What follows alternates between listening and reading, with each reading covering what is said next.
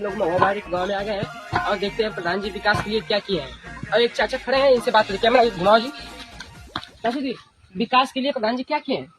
प्रधान जी तो अब ऐसा लैट्रिन बनल हमारे घरे। चलिए देखते हैं। और लैट्रिन है, बिना दरवाजा का लैट्रिन है।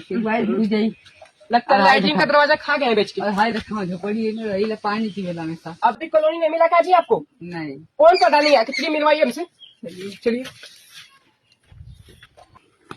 आओ कैमरा कैमरा घुमाओ जी।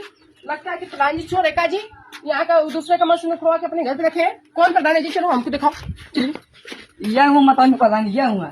आप ही यहाँ के प्रधान है? हाँ वही है काबर। ये कह रहे हैं कि आपका गांव का विकास नहीं किए हैं। कह रहे हैं कि कॉलोनी का पैसा खा गए हैं, रोड का पैसा खा गए, लैट्रिन खा गए हैं।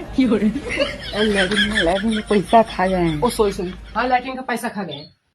तो चाय पानी रिपोर्टर साहब के करा था घरे में ले जाके। नहीं क्यों जरूरत ना है।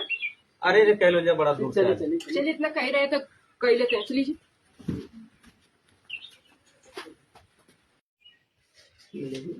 एक है जी पैसों पे गैंग घुसखोर है क्या? लीजिए। चलिए कोई बात नहीं। चलिए